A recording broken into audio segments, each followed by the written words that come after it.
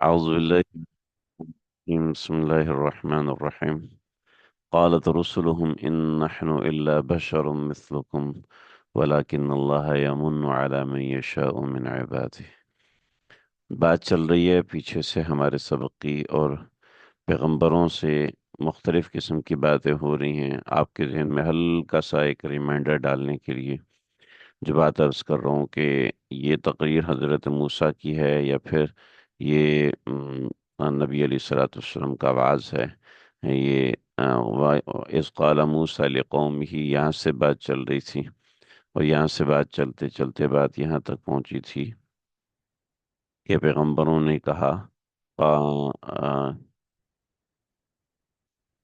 أَلَمْ يَأْتِكُمْ نَبَأُ الَّذِينَ مِنْ قَبْلِكُمْ قَوْمِ نُوحٍ وَعَادٍ وَثَمُودَ والذین من بعدہم. یہاں پہ بات چل رہی تھی. تو اب یہ تقریر موسوی ہے، یہ آپ صلی اللہ علیہ وسلم کی تقریر ہے، دونوں کے حوالے سے بات ہوئی تھی.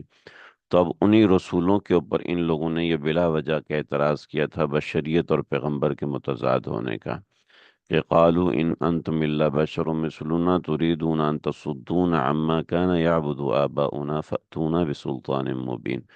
کہ انہوں نے کہا کہ آپ تو ہماری طرح بشر ہیں، اور آپ ہماری طرح بشر ہیں تو آپ کو کہاں سے نبوت مل گئی، اور اس طرح کی باتیں، اس نوعیت کا اشکال ان لوگوں نے کیا تھا.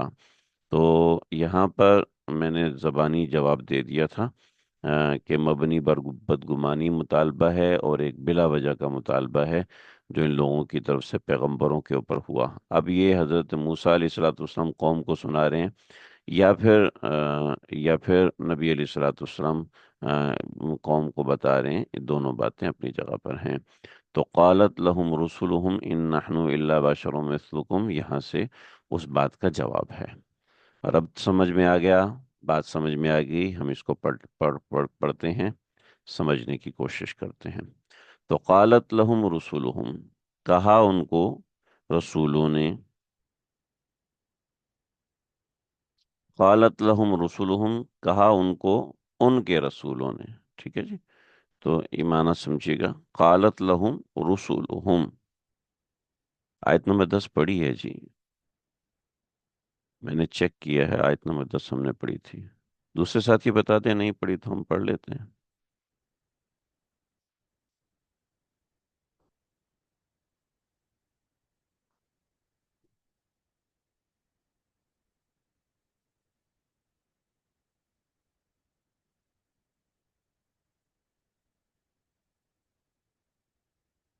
بھی دوسرے ساتھی بتا دیں، چیک کر لیں، میرے خیال میں تو ہم نے پڑھی ہے.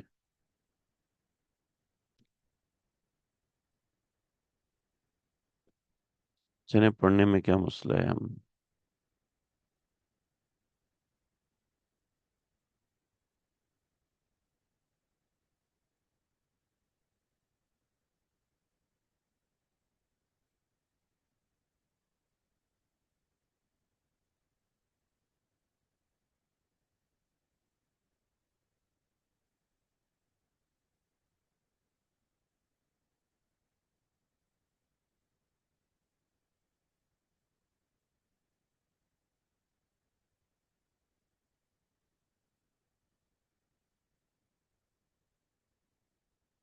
قالت لہم رسلہم، کہا ان کو ان کے رسولوں نے، افی اللہ شکن، کیا اللہ کے بارے میں شک کرتے ہو؟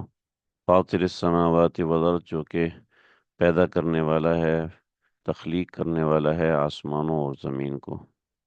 فاطر السماوات والارض، جو کہ آسمان اور زمین کو تخلیق کرنے والا ہے.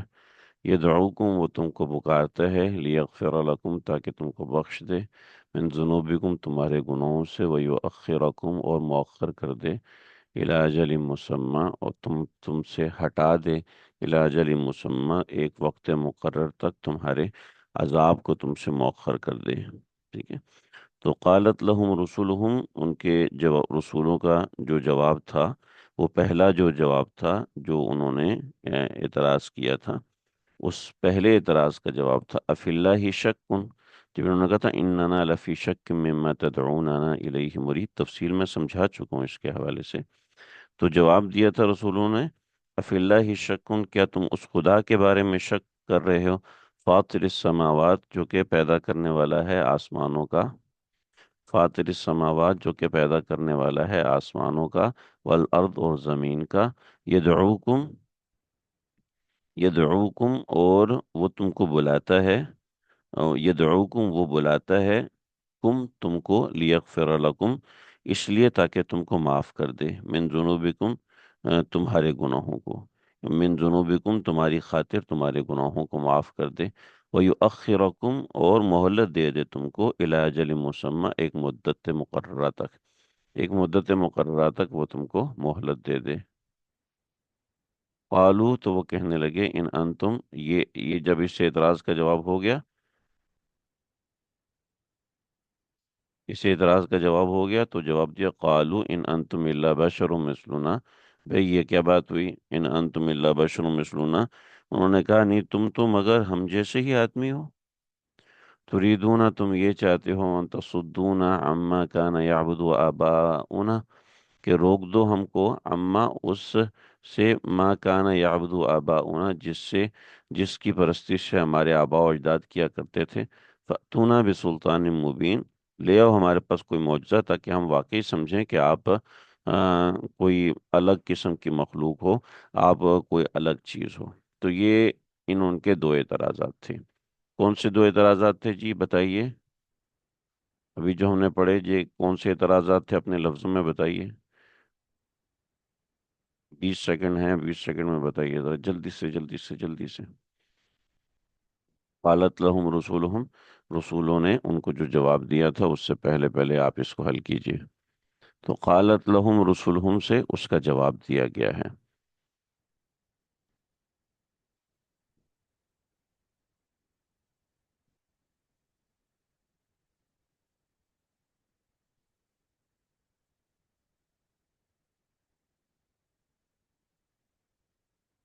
अच्छा एक्चुअली मेरा पेन नहीं चल रहा। दो एतराज़ात थे इनके। जी ठीक है।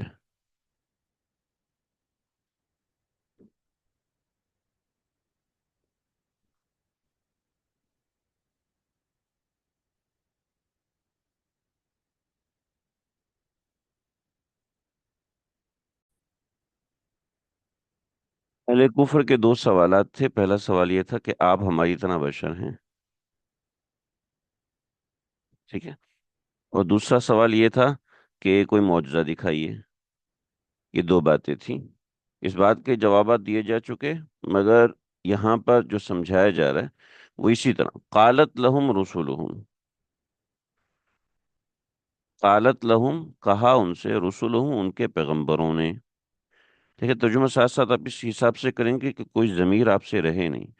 कालत लहुम कहा उनको, रसूलुहुम उनके रसूलों ने, कि इन नहनु इल्ला बशरुम मिसलुकुम कि हम तो हैं मगर सिवाय बशर के, यानी हम नहीं हैं, इल्ला बशरुम मिसलुकुम बस, मगर तुम्हारे जैसे इंसान हैं, यानी हम बिल्कुल तुम्हारी तरह के इंसान हैं। तो इसमें जवाब क्या है, इसका जवाब ये है कि बशर होने में और पैगंबर होने में कोई तजाद नहीं है। बशर और पैगंबर होने में कोई किसी भी किस्म का तजाद नहीं है। कि पैगंबर बशर होता है, इसमें कोई गड़बड़ की बात नहीं, कोई गलत होने की बात नहीं है। क्योंकि अल्लाह की ज़ात ऐसी है कि वलाकिन अल्लाह यमुन्नु, लेकिन अल्लाह की ज़ात ऐसी है, यमुन्नु वो एहसान फरमाता है, अला मन यशा जिस पर भी वो चाहता है, मिन इबादिही अपने बंदों में से। तो अपने बंदों में से जिस पर चाहता है उस पर एहसान फरमाता है। तो ये पहले सवाल का जवाब हो गया कि आप हमारी तरह बशर हैं। तो जवाब में फरमाया, कालत लहुम रुसुलुहुम इन नहनु इल्ला बशरुम मिसलुकुम, बेशक हम इस बात का कोई इनकार नहीं करते कि हम तुम्हारी तरह के इंसान हैं। बशरुम मिसलुकुम तुम्हारी तरह के इंसान हैं, यानी सिफात बशरिया जो होती हैं, उन सिफात बशरिया में पैगंबर बिल्कुल इंसान हैं, उसमें कोई गलत बात नहीं है, और उसमें कोई ऐसा नहीं। अब सिफात बशरिया क्या हैं, सिफात बशरिया क्या हैं, सिफात बशरिया जिस्म होना, صفات بشریہ ہیں، عوارضات جسم ہونا، ٹھیک ہے، زندگی ہونا، یہ صفات بشریہ ہیں۔ اب عوارضات بشریہ کیا ہوتے ہیں، یعنی بشریت کے عوارض کیا ہوتے ہیں؟ بھوک لگنا، نیند آنا، ٹھیک ہے، نیند آنا، ضرورت ہونا، ٹھیک ہے، مرض ہونا،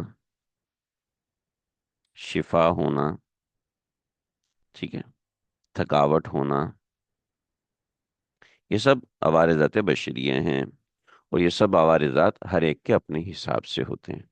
بھوک لگنا ہر کسی کو اپنے حساب سے ہوتا ہے، کسی سے بھوک برداشت ہوتی ہے، کسی سے نہیں ہوتی، ٹھیک ہے، تو عوارضات بشریہ ہیں، ٹھیک ہے۔ چنانچہ ہر انسان میں عوارضات بشریہ ہوتے ہیں، مگر کسی کے ساتھ اور اچھے انسانوں کے اندر صفت کمال بھی ہوتی ہے، ٹھیک ہے، صفت کمال بھی ہوتی ہے، صفت جمال بھی ہوتی ہے، لیکن پھر بھی عوارضات بشریہ اپنی جگہ پر ہوتے ہیں۔ صفت کمال ہے کہ اس کا اللہ پہ بھروسہ بہت زیادہ ہے، صفت جمال ہے کہ وہ بہت خوبصورت ہے، صفت جمال ہے کہ اس کی آواز بہت خوبصورت ہے، صفت جمال یہ ہے کہ اس کا رنگ روپ بہت خوبصورت ہے، صفت کمال یہ ہے کہ اس کو اللہ سے تعلق بہت اچھا ہے، صفت کمال یہ ہے کہ اس کے اندر سخاوت ہے، صفت کمال یہ ہے کہ اس کے اندر تہذیب ہے، صفت کمال یہ ہے کہ اس کے اندر نیکیاں ہیں، صفت کمال یہ ہے کہ وہ دوسروں کا بھلا چاہتا ہے، صفت کمال وغیرہ وغیرہ وغیرہ، مگر اس کے ساتھ عوارضات بشریہ ہیں۔ کسی کو نیند آتی ہے، کسی کو زیادہ نیند آتی ہے، کسی کو ضرورت ہے، پیسے کی ضرورت ہے، بھوک لگتی ہے، پیاس لگتی ہے، یہ سب چیزیں ہیں۔ تو چنانچہ اگر اس کو چوٹ لگے گی تو درد ہوگا، ٹھیک ہے، مرض ہوگا، بیماری ہوگی، موت آئے گی، یہ سب عوارضات بشریہ ہیں، سب کے سب عوارضات بشریہ ہیں۔ تو بشر ہونے کی جو ہمارے کچھ حضرات اس طرح کی تعریف کرتے ہیں، کیا تعریف کرتے ہیں ذرا آپ کو حیرت انگیز تعریف بتاتا ہوں۔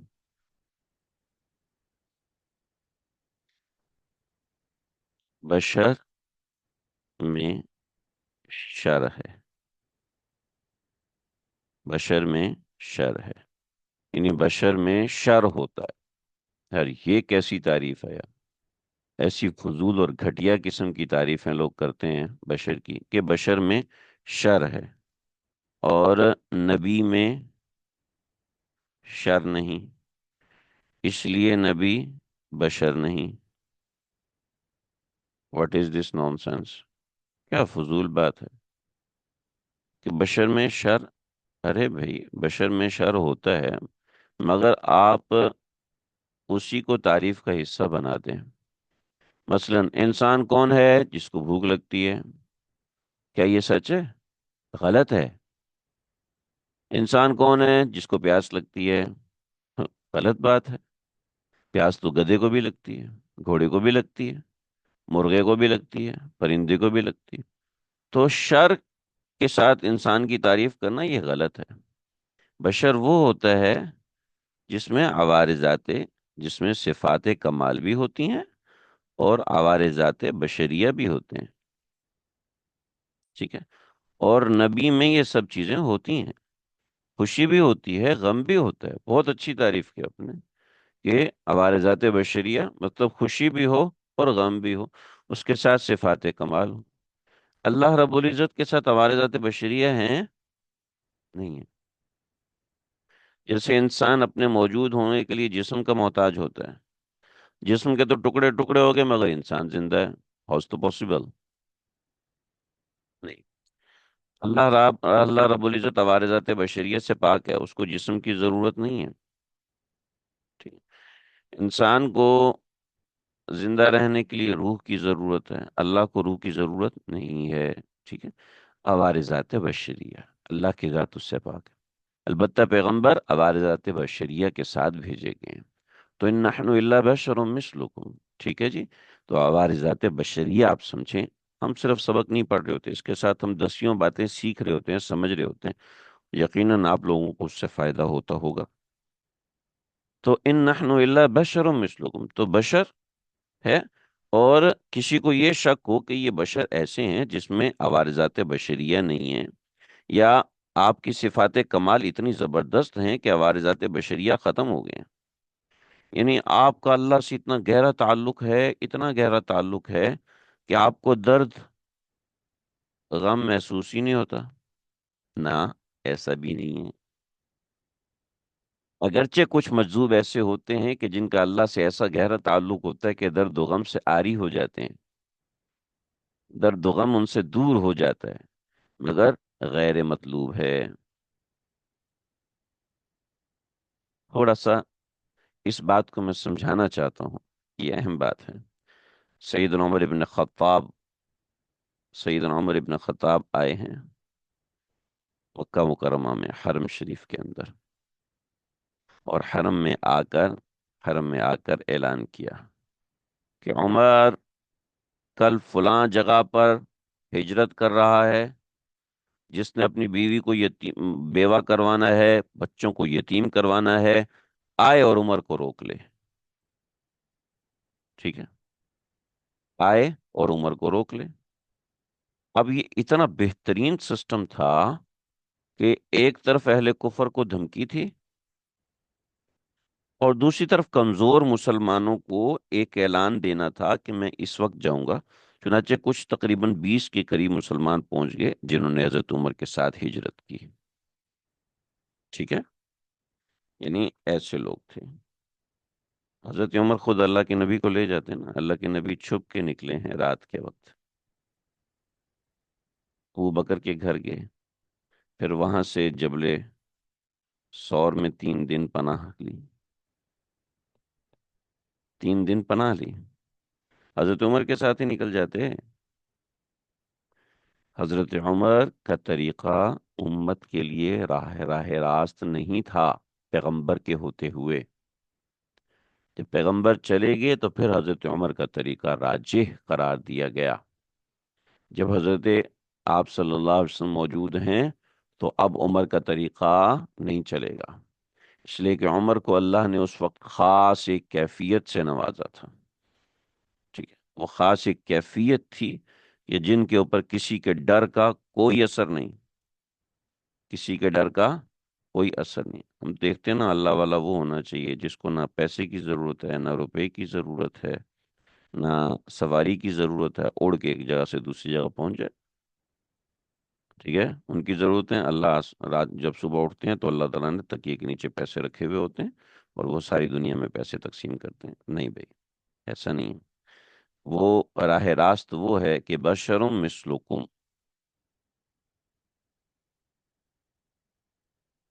بشرم مثلکم، مثلکم کا مطلب عوارضات بشریہ میں، عوارضات بشریہ، تو بشر میں 2 چیزیں ہوئیں، صفات کمال اور عوارضات بشریہ، ٹھیک ہے جی، صفات کمال اور عوارضات بشریہ، ذرا سمجھیے گا۔ لیکن صفات کمال کا کیا پروسیجر ہے؟ وَلَكِنَّ اللَّهَ يَمُنُّ عَلَى مَن يَشَاءُ مِنْ عِبَادِهِ، لیکن اللہ رب العزت اپنے بندوں میں سے جس پر چاہتے ہیں احسان فرماتے ہیں۔ وَلَكِنَّ اللَّهَ يَمُنُّ عَلَى مَن يَشَاءُ مِنْ عِبَادِهِ، اللہ اپنے بندوں میں سے جس پر چاہتے ہیں احسان فرماتے ہیں، یعنی یمن کا صفات کمال عطا فرماتے ہیں، جس بندے کو چاہتے ہیں صفات کمال عطا فرماتے ہیں۔ صفات کمال بھی 2 طرح کی ہوتی ہیں، کہ صفات کمال ضروریات انسانی اور صفات کمال ہدایت، ٹھیک ہے۔ تو یہاں پر دونوں چیزیں مراد ہیں۔ اللہ جس کو چاہتے ہیں ڈاکٹری کی سمجھ عطا فرماتے ہیں، جس کو چاہتے ہیں کنسٹرکشن کی سمجھ عطا فرماتے ہیں، جس کو چاہتے ہیں جی یمن احسان سے مراد یہ صفات کمال کا عطا فرمانا. یمن علی من یشاء من عبادی، صفات کمال اللہ رب العزت عطا فرماتے ہیں. ٹھیک ہے جی، بات سمجھ میں آ گئی؟ بات واضح ہے؟ آگے چلیے. یہ ہے، یہ جو روایت ہے، اس روایت کو دیکھیے. اچھی روایت ہے، مزے کی روایت ہے. طبری نے حضرت ابن عمر سے روایت بیان کی ہے. حضرت ابن عمر نے فرمایا کہ میں نے حضرت ابو ذر سے کہا کہ اے چچا مجھے وصیت کرو. تو آپ نے فرمایا کہ میں نے رسول اللہ صلی اللہ علیہ وسلم سے اسی طرح پوچھا تھا جس طرح آپ نے پوچھا ہے. تو آپ نے فرمایا، اہم بات ہے، توجہ فرمائیں، کوئی دن رات اور گھڑی نہیں جس میں اللہ صدقہ نہ فرماتا ہو. کوئی دن رات اور گھڑی نہیں جس میں اللہ صدقہ نہ فرماتا ہو، جس کے ذریعے وہ اپنے بندوں سے جس پر چاہتا ہے احسان فرماتا ہے. اور اللہ تعالیٰ نے اپنے ذکر کے الہام کرنے کا کی طرح کا احسان اپنے بندوں پر نہیں فرمایا. ٹھیک ہے، یعنی اللہ اپنے بندوں پر احسان فرماتا ہے. اب یمنو کا مطلب ہے احسان کرنا، اور وہ احسان کیا ہے؟ اس احسان کو آپ کچھ بھی مراد لے لیں، اس کو آپ رزق سے مراد لیں، صفات کمال مراد لیں، عوارضات بشریہ میں کمال. یمنو علی من یشاء، احسان فرماتا ہے. ٹھیک ہے، اب احسان میں اصل صفات کمال آ جاتی ہیں. صفات کمال میں سب سے اونچا درجہ وہی ہے، پیغمبری ہے. ٹھیک ہے، تو اعلیٰ میں یشاء من عبادہ، اپنے بندوں میں جس پر بھی چاہتا ہے احسان فرماتا ہے. یہ بات سمجھ میں آ گئی جی؟ آیت واضح ہو گئی؟ اللہ، عام آپ ترجمہ پڑھیں گے تو اس طرح سمجھ بھی نہیں آتا.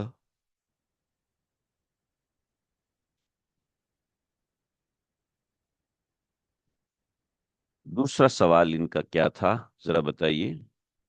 دوسرا سوال اہل کفر کا تھا کہ ہمارے اوپر کوئی معجزہ کیوں نہیں اترتا. یہی سوال تھا نا؟ آگے بتایا کہ ہم مختار کل نہیں ہیں.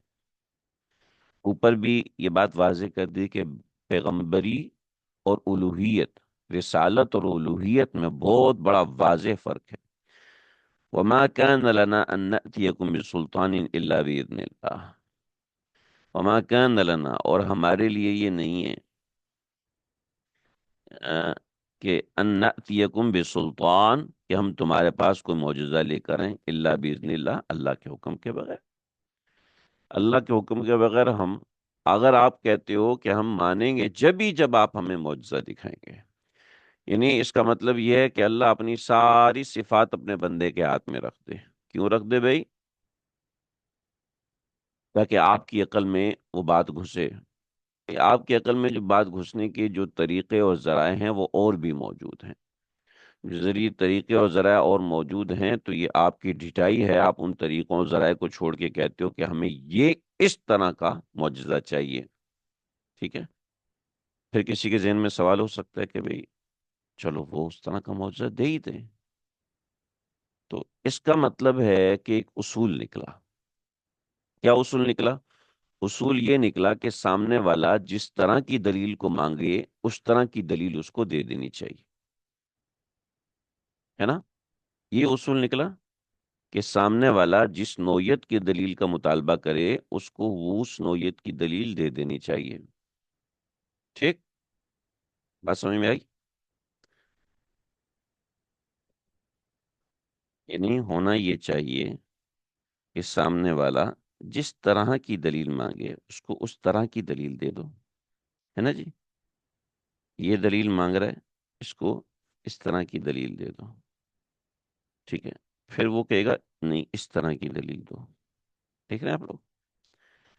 اس کو یہ والی دلیل دے دی، پھر وہ کہے گا کہ اس طرح کی دلیل دے دو. پھر دے دی، پھر وہ کہے گا اس طرح کی دلیل دو. پھر وہ کہے گا اس طرح کی دلیل دو. پھر وہ کہے گا اس طرح کی دلیل دو. کیوں جی؟ یہ تو انفینائٹ ریگریس ہے، اور یہ انفینائٹ ریگریس جو ہوتا ہے یہ تو ایک امر محال ہے، ٹھیک ہے، ایک یعنی سمجھ لو یہ ایک فضول قسم کی بات ہے، ٹھیک ہے۔ تو مسئلہ یہ ہے کہ جو دلائل دے دیے ان کو چیک کرو، ان کو بریک کرو، ان کو ڈیبنک کرو، ٹھیک ہے۔ ان کو اگر آپ ایک دلیل دو، کہے گا نہیں نہیں یہ تو اپنی جگہ پہ صحیح ہے، ایک اور دو، پھر کہے گا ایک اور دو، پھر یہ کہے گا ایک اور دو، پھر یہ کہے گا ایک اور دو، پھر کہے گا ایک اور دو، تو یوں تو چلتا ہی چلا جائے گا، یعنی یہ ایک ایسی چیز بن جائے گی جو کہ ناممکن ہے۔ اچھا، یہ میں بھی سمجھتا تھا کہ بس یہ کہنے کی بات ہے، ہوئے ہوئے، میں بھی یہ سمجھتا تھا یہ کہنے کی بات ہے، لیکن مجھے جو سمجھ میں آیا کہ جس سے ایک ملحد ہیں ان کی مجھ سے بات ہوتی رہی ہے، ایک ہفتے بعد میں نے کہا بھی ہاں بھی آپ نے کیا سوچا؟ انہوں نے کہا نہیں میرا ایک اور سوال ہے، سوال کر لیا، اس کے اندر ان کو سمجھایا، کافی تفصیل سے سمجھایا، کہنے لگے مجھے تسلی ہوگی، میں اسلام قبول کرنے کے بارے میں سوچوں گا۔ سوچنے بیٹھ گئے، ایک دو ہفتے بعد پھر وہی مسئلہ، پھر ایک دو ہفتے بعد پھر وہی مسئلہ، پھر ایک دو ہفتے بعد پھر وہی مسئلہ، نہیں اس بات کا جواب دے دیں، وہ جو پہلے سمجھایا اس کا کیا، اس کو چھوڑیں، بس ابھی اس بات کا جواب دیں، جی اس کو چھوڑیں اب اس بات کا جواب دیں، اس کو چھوڑیں اب اس کا جواب دیں، اس کو چھوڑیں، تو یوں قصہ چلتا رہے چلتا رہے، چلتا جا رہا ہے، کئی ماہ ہو گئے، کئی مہینے ہو گئے، کیوں؟ یہ چیز ختم نہیں ہوتی، کیونکہ میری مرضی کی دلیل مجھے چاہیے، ٹھیک ہے، میری مرضی کی دلیل مجھے چاہیے کہ ارین اللہ جہرا، یہاں تک پہنچ گئی کہ آپ ہمیں اللہ دکھائیں، تو اللہ رب العزت نے ان پر موت مسلط کر دی، ایسے نہیں کہ اللہ دکھا نہیں سکتا، مسئلہ یہ ہے، مسئلہ یہ ہے کہ وہ کہیں گے نہیں اب اس بات کی دلیل دو کہ یہ واقعی اللہ تھا، یہ کوئی اور تھا، ٹھیک ہے، اگر وہ دے دی جائے گی تو پھر کہیں گے یہ کیسے پتہ چلے گا کہ یہ دلیل سچ ہے؟ تو یہ ایک ایسی چیز ہے جو انفینائٹ ریگریس ہے، جو کہ ایک فضول قسم کی بات ہے، تو یہ جو درست نہیں ہے، یعنی اس طرح کے سوالات جو ہے وہ کبھی ختم نہیں ہوں گے۔ تو اب اب کسی کے ذہن میں اگر یہ بات آئے، جی ایک لامحدود سلسلہ شروع ہو جائے گا، انفینائٹ کی طرف چلا جائے گا، اور انفینائٹ ریگریس جو ہے وہ امپاسبل ہے، یہ درست نہیں ہے، ٹھیک ہے۔ تو وما کان لنا ان نأتیکم بسلطان الا باذن اللہ، بھی سیدھی سی بات ہے کہ ہم اگر کوئی دلیل دے سکتے ہیں تو وہ کوئی معجزہ دکھا سکتے ہیں تو وہ اللہ کے حکم کے قبیل ہوگا، اللہ کے حکم کے بغیر ہم معجزہ نہیں دکھا سکتے۔ تم ہم سے کہتے ہو کہ تم معجزہ دکھاؤ، تو واضح بات سمجھ لو کہ الوہیت اور رسالت یہ دونوں الگ چیزیں ہیں، ہم تو رسالت کے صرف دلائل دینے والے ہیں، ہم رسالت کے دلائل دینے والے ہیں، اور جب کبھی معجزہ آتا ہے تو وعلی اللہ فلیتوکل المؤمنون، اور اللہ ہی پر مومنین کو، وعلی اللہ، اور اللہ ہی پر فلیتوکل المؤمنون، چاہیے کہ مومن اللہ پر بھروسہ کریں، فلیتوکل المتوکلون، کہ توکل کرنے والے اللہ ہی پر توکل کریں، ہم کو چاہیے کہ ہم اللہ ہی پر توکل کریں، وعلی اللہ فلیتوکل المؤمنون،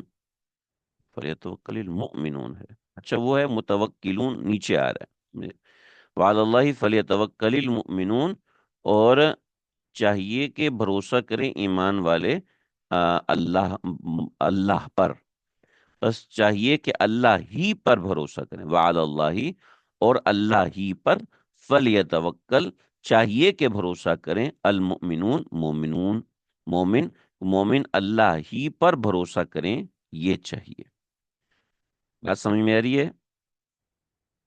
بھروسہ، توکل،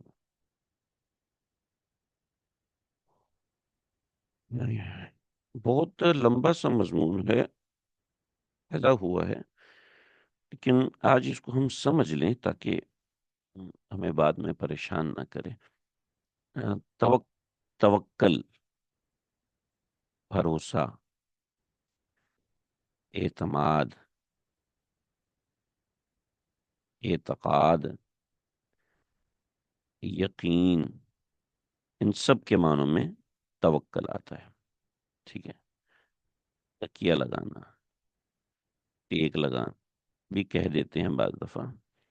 اللہ پر توکل کریں، اللہ پر بھروسہ کریں، توکل علی اللہ۔ کچھ لوگ ایسے ہوتے ہیں کہ ان کو جینیٹیکلی بائی ڈیفالٹ یہ چیز ملی ہوتی ہے،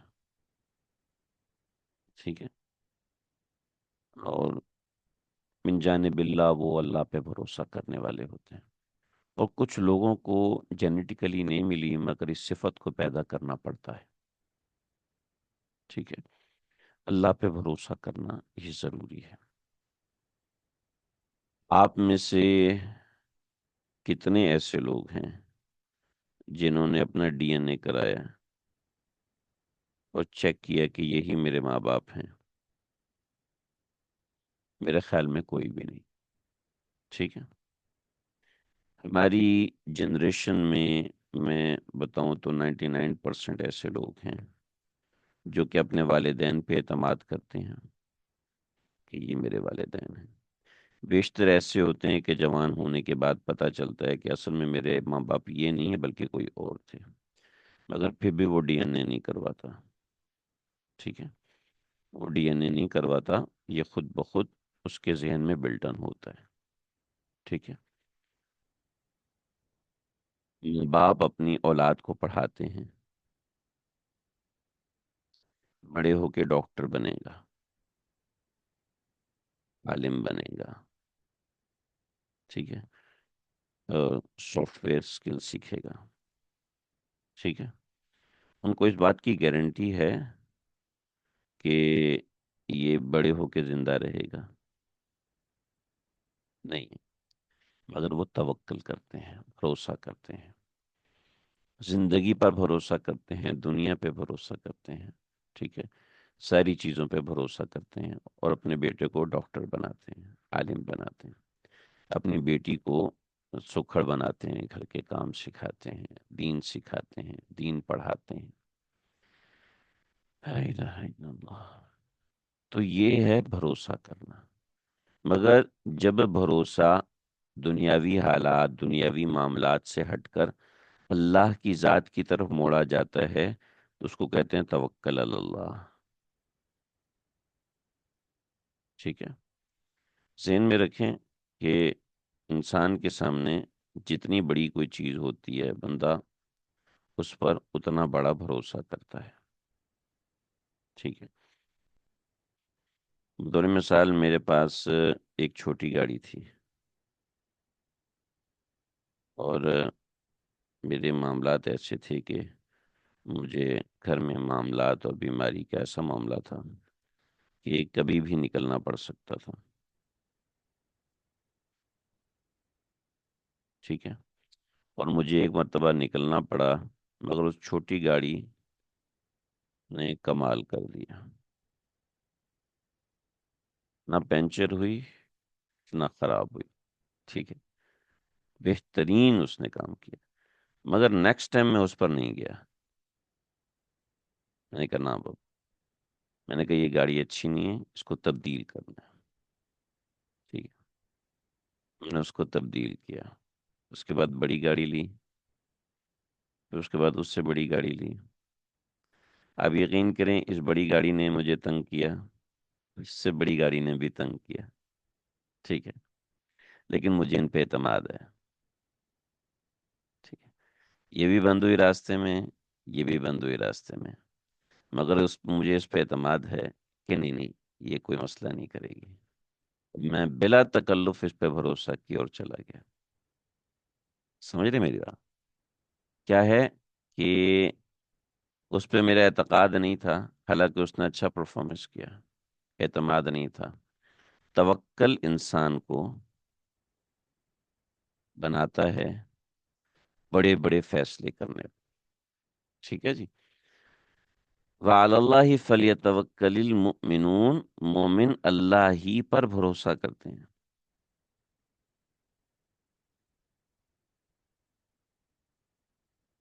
مومن اللہ ہی پر بھروسہ کرتا ہے کہ اللہ پر بھروسہ کرنا اس کی زندگی کا بہت بڑا کام ہے. کہ اللہ پر بھروسہ ہونا یہ انتہائی ضروری ترین امر ہے. ہر معاملے میں اللہ پہ بھروسہ کرے. ٹھیک ہے. گاڑی پر بھروسہ ہے مگر اصل تعلق اللہ سے ہو. جہاز پر بھروسہ ہے مگر اصل رجوع اللہ سے ہو. بیٹے پر بھروسہ ہے مگر اصل رجوع اللہ سے ہو. اس سے کیا ہوتا ہے؟ کل کو جب آپ کے اوپر مشکل پیش آتی ہے، جب کوئی ناگہانی آپ کے اوپر پیش آتی ہے، تو اس وقت آپ اپنے آپ کو ٹوٹتا ہوا محسوس نہیں کریں گے. ٹھیک ہے جی. بہت ساری باتیں ہیں، توکل کے حوالے سے میرے بیانات بھی ہیں، آپ ان کو سن لیجئے گا. لیکن موٹی بات یہ ہے کہ یہ جو میں ان چیزوں پہ بھروسہ کر رہا ہوں، یہ بھروسہ فروعی ہے. اصل بھروسہ اللہ کی ذات پر کریں. ٹھیک ہے. درمیان میں ایک سوال آیا تھا کہ اللہ پہ بھروسہ کیسے بڑھے گا. یہ بہت اچھا سوال ہے. اللہ پہ بھروسہ بھروسہ کرنے سے پیدا ہوگا. ٹھیک ہے. جب آپ اللہ پہ بھروسہ کرتے جائیں گے، بھروسہ بڑھتا چلا جائے گا. آپ اللہ پہ بھروسہ کم کریں گے تو بھروسہ کم ہوتا چلا جائے گا. تو بھروسہ اللہ کی ذات پر رکھیں. اور آپ اللہ پہ جب بھروسہ رکھیں گے نا، تو اللہ آپ کی مدد کریں گے. اللہ آپ کی مدد کریں گے اور ضرور بھی ضرور کریں گے. آپ بھروسہ اللہ کی ذات پہ رکھیں. اللہ رب العزت نے آپ کو جب انسان بنایا ہے تو اس حساب سے بنایا ہے کہ آپ اللہ پہ بھروسہ کریں. اور کیا چیز ہے؟ لو کان لبن آدم، اگر ابن آدم کے لیے مجھ پر یقین جم جائے. ابن ابی دنیا میں ایک صحابی کا قول ہے. تو مشا علی الماء، تو وہ پانی پر بھی چلنا شروع ہو جائے گا. وہ پانی پر بھی چلنا شروع ہو جائے گا جب بندہ اللہ پر بھروسہ کرے گا. ٹھیک ہے. کوئی اگزامپل دے کے سمجھائیں کہ اللہ پہ بھروسہ کس طرح کا ہوتا ہے. اس اگزامپل میں دوں گا تو بڑا ہمارا سبق لمبا چلا جائے گا. میں انشاءاللہ گروپ میں کوئی چیز بھیجوں گا، اس میں آپ دیکھ لیجئے گا. دیکھیں، جہاز پہ ہم بیٹھتے ہیں، اور جہاز پہ ہم بیٹھتے ہوئے پائلٹ پہ اعتماد کرتے ہیں، ایئر لائن پہ اعتماد کرتے ہیں، اور کمپنی پہ اعتماد کرتے ہیں. تو وہ سب اعتماد ہمارے دلوں میں ہوتے ہیں. مگر اللہ چاہ رہے ہیں کہ اس سب سے بڑھ کے ہم اللہ پہ اعتماد کریں. اس سب سے بڑھ کے اللہ پہ اعتماد کریں.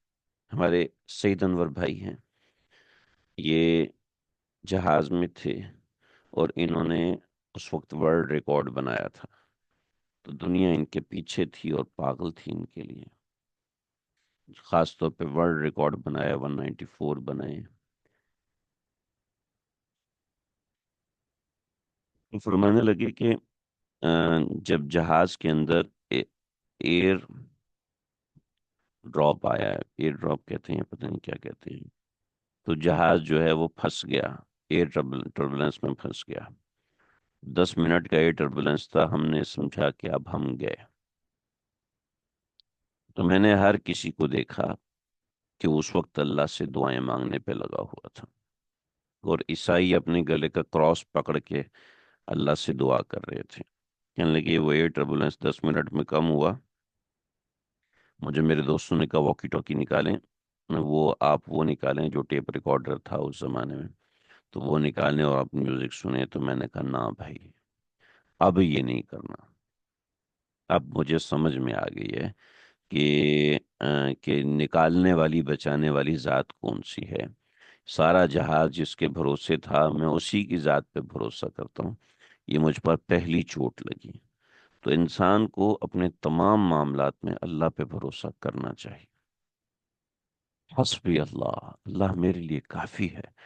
اور یہ کہے تو اس ہزار نیتوں سے کہے کہ اللہ واقعی میرے لیے کافی ہے. کاش ایسا میرا یقین ہوتا تو میں آپ لوگوں کو شاید کوئی منتقل کر سکتا، بس اللہ میرے دل میں، ہم سب کے دل میں اتار دے۔ تو بڑی ضرورت ہے اس بات کی کہ ہم لوگ اللہ پہ بھروسہ کریں۔ آزمائش سے گزرنا پڑتا ہے، آزمائش سے گزرنے کے بعد سمجھ میں آتا ہے۔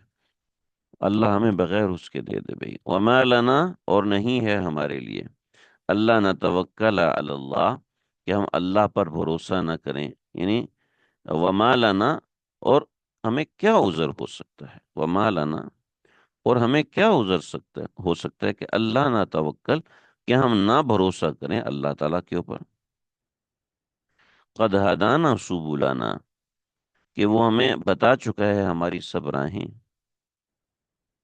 وَلَنَصْبِرَنَّ عَلَى مَا آذَيْتُمُونَا، وَلَنَصْبِرَنَّ، اور ہم ضرور صبر کریں گے، اور البتہ ہم ضرور صبر کریں گے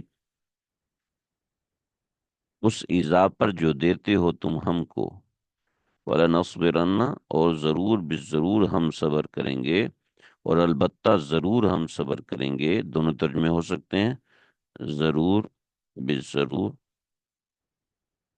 یا لازماً ضرور ہم صبر کریں گے، یا البتہ ایک پرانا ورڈ ہے، پرانی اردو ترجمہ میں یہ ملتا ہے، البتہ ضرور ہم صبر کریں گے۔ خدا ہدانا سبولنا، کیا سوال کیا آپ؟ جی، کیا سبولنا سلامتی کی راہوں کو کہتے ہیں؟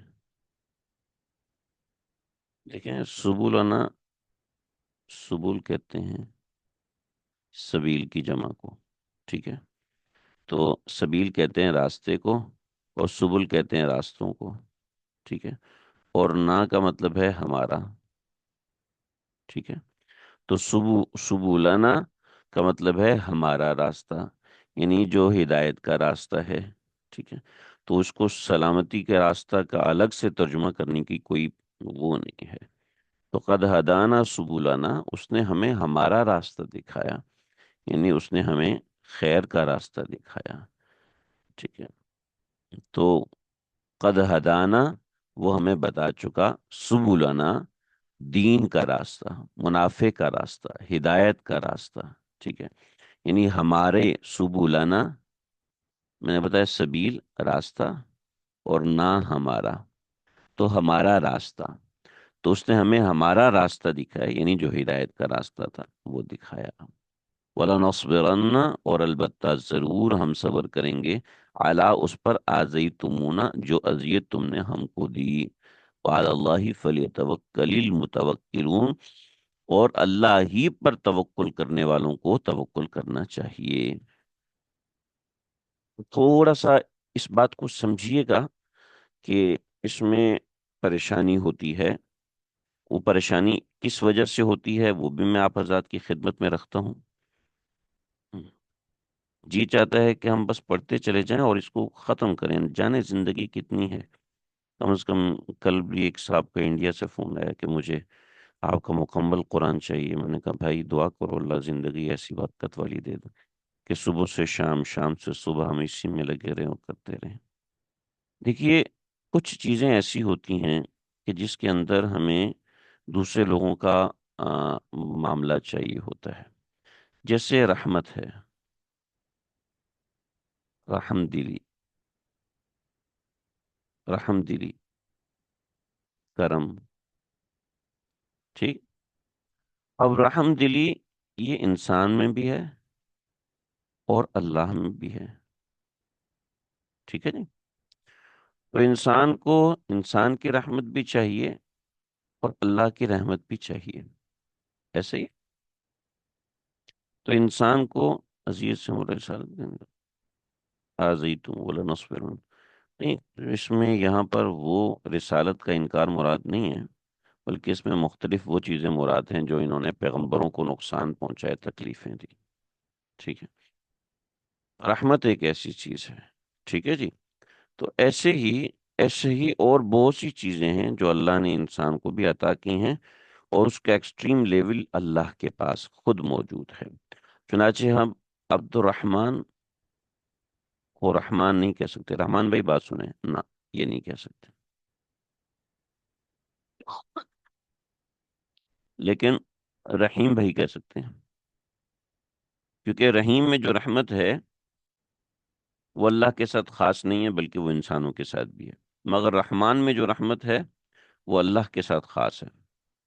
اب وہ کیا ہے میں اس کی تفصیل میں نہیں جاتا۔ ایسے ہی توکل، توکل کے دو حصے ہیں، ایک ہے توکل اعتقادی اور ایک ہے توکل ظاہری۔ توکل اعتقادی ہے، اس کا تعلق خالص اللہ کی ذات سے ہوگا، اور ظاہری تعلق انسانوں کے ساتھ ہوگا، جس کے لیے انسان نے کوشش کرنی ہے، محنت کرنی ہے اور آگے بڑھنا ہے۔ تو وعلی اللہ فلی، تو اللہ ہی پر توکل کرنے والوں کو توکل کرنا چاہیے، تو اس کا مطلب ہے کہ وہ توکل جو کہ توکل اعتقادی ہے، یعنی کرنے والی ذات اللہ کی ہے، ہم نے کوشش کرنی ہے بھائی، ہم نے صرف کوشش کرنی۔ فار ایگزامپل، یہ میرے بیٹے کی آنکھ یہاں سے کٹی، یہاں سے آنکھ پھٹ گئی اور نیچے تک آ گئی، ادھر تک، یہاں سے بھی آنکھ کٹ گئی اور یہاں سے بھی کچھ حصہ کٹا اس کا، درمیان میں جو کارنیا تھا اس کے اوپر بھی ڈیمیج آیا ہلکا سا، ٹھیک ہے۔ ایک ڈاکٹر، دوسرے ڈاکٹر، تیسرے ڈاکٹر، تیسرے یا چوتھا ڈاکٹر اس نے لیا، ان کا 32 ایئرز ایکسپیرئنس، ڈاکٹر رفیع، انہوں نے آتے ہی جو مجھ سے کہا کہ بھائی میں کوشش کروں گا مگر کرنے والی ذات اللہ کی ہے۔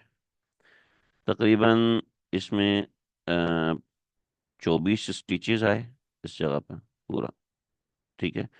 جو کارنیا ڈیمیج تھا اس کا آپریشن ہوا اور پھر ہوا، ٹھیک ہے۔ اب اس میں کچھ ساتھی ایسے تھے جنہوں نے اس میں فائنینشیل مدد کی، کچھ ساتھی ایسے تھے جو موجود رہے، انہوں نے بہت سے ساتھیوں نے دعائیں کی، ٹھیک ہے۔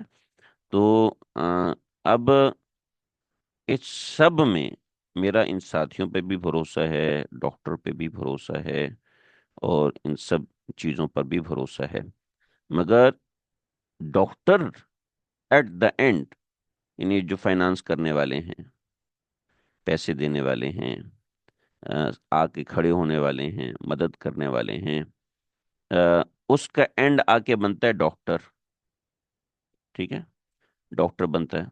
ڈاکٹر کیا کہہ رہا ہے؟ ڈاکٹر کہہ رہا ہے بھائی اللہ کریں گے، میں کوشش کرتا ہوں، ٹھیک ہے۔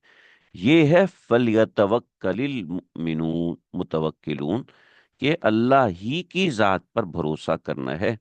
دوسرے چیزوں کے معاملات میں ہم تھوڑا بہت کسی کے اوپر بھروسہ کرتے ہیں کہ فلاں فلاں، اس کے شکر گزار بھی ہوتے ہیں دل سے، آج تک شکر گزاری ہے ایسے ساتھیوں نے جو اس وقت ساتھ دیا۔ تو ہم نے کہ بھائی اللہ کریں گے، ہم کچھ نہیں کر سکتے۔ ہو گیا، ہونے کے بعد میں نے کہا ڈاکٹر صاحب یہ تو ہو گیا، کیا یہی معاملہ ہوتا ہے؟ انہوں نے کہا نہیں بابا، اس میں اس میں دسیوں چیزیں ہوتی ہیں۔ بطور مثال اس میں یہ ہوتا ہے کہ انفیکشن ہو جاتا ہے، اور انفیکشن کے بعد اس میں شدید بخار ہوتا ہے، کم از کم 7 دن کا یا 8 دن کا، اور وہ 102 بخار ہوتا ہے، اور وہ بخار ٹوٹتا نہیں ہے، بخار یعنی ختم نہیں ہوتا، یہ چلتا ہے 102 103 102 103، اور جس سے دماغ میں جھٹکے لگ سکتے ہیں، اور اس میں مختلف قسم کی چیزیں ہو سکتی ہیں، اور کوئی عضو ڈیمیج ہو سکتا ہے، ٹھیک ہے۔ اور یہ ہمارے پاس کیسز ہوئے ہیں 1 to 2%۔ دعا کرو کہ ایسا نہ ہو، ہماری اس کے پاس کوئی کیوری نہیں ہے، کوئی دوائی نہیں۔ 10 سال کے بعد دوائی آ جائے گی، 20 سال کے بعد دوائی آ جائے گی، مگر اس وقت ایک نیا مسئلہ ہوگا، ایک نئی چیز ہوگی، ایک نیا، وعلی اللہ، آخر کار اللہ کے سامنے انسان محتاج ہوتا ہے۔ تو میں یہ سمجھتا ہوں کہ یہ توکل ہمیں سمجھ میں آ جائے، توکل ہمارے دماغ و دل میں بیٹھ جائے، تو کیا ہی بات ہے کہ یہ کتنا ایک میجر چیز ہے۔